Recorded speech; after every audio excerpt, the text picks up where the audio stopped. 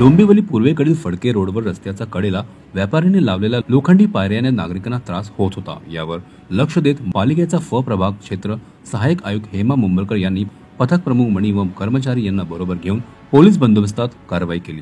आता लोखंडी पायऱ्या जप्त करून मुंबलकर यांनी पुन्हा लोखंडी पायऱ्या दिसल्यास कारवाई करणार असे दुकानदारांना सांगितले। दुकानदारांचे जे लोखंडी रॉड दिले तेही आहे आणि काही दुकानांचे समोर जबाबदारी होत्या काही कारवाई केली आहे। काही दुकानदारांनी सुद्धा तुम्हाला अडवणूक करून तुम्हाला कारवाईमध्ये अडथळा निर्माण करण्याचा प्रयत्न करा। तुम्ही काय सांगा?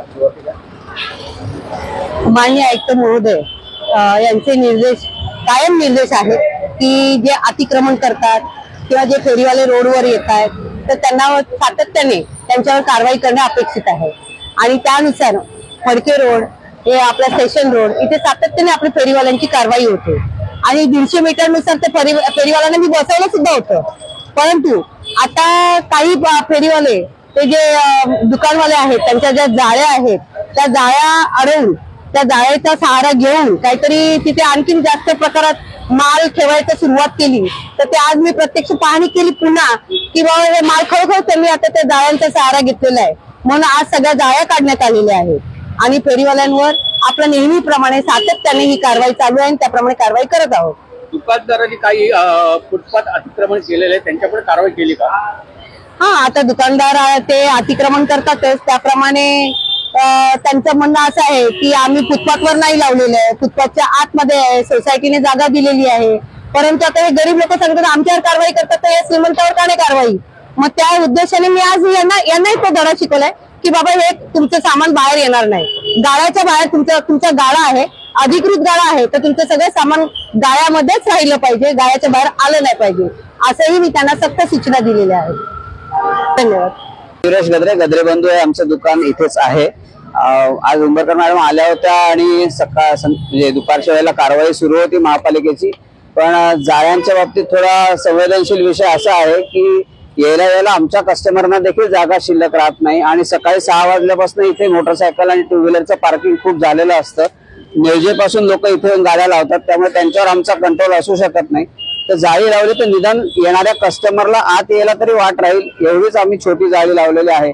त्यामुळे कृपया आमची सगळ्यांची विनंती व्यापाऱ्यांतर्फे मी करतोय की या जाळ्या उचलू नयेत कारण त्यातनं खूप अडचण येतात। वृद्ध माणसं येत असतात दुकानांमध्ये, म्हातारी माणसं येत असतात, त्यांना यायला सुद्धा जागा उरत नाही आणि त्यांना एका बाजूने कारवाई करते दुसऱ्या बाजूने ज्या गाड्या अनियमितपणे पार्किंग होतात तर वाहतूक पोलिसांचं लक्ष नाहीये असं तुमचं म्हणणं आहे का? नाही, वाहतूक पोलिसांचं पण लक्ष असतं कारण त्यांची कारवाई आता सुरू झाली। मध्ये काही दिवस गाडी येणं बंद झालं होतं पण आता परत टोईंग व्हॅन सुरू झालेले आहे त्यामुळे त्यांचं लक्ष असतं नाही असं नाही। परंतु फेरीवाले, येणारे जाणारे ग्राहक, रिक्षा या म्हणजे अनधिकृत रिक्षा असल्याने सगळ्याचा थोडा प्रॉब्लेम आम्हालाही होतो त्यामुळे तो होऊ नये एवढीच आमची विनंती आहे आणि त्यासाठी जाळ्यांना शक्यतो हात लावू नये अशी महापालिकेला नम्र विनंती आहे आमची। उंबरकर मॅडमशी आम्ही बोललोय त्याच्याबद्दल सहानुभूतीपूर्वक विचार करतील अशी मी आशा करतो। धन्यवाद। प्रभाकर शेट्टी बोल रहा हूँ, होटल एसोसिएशन के वाइस प्रेसिडेंट है।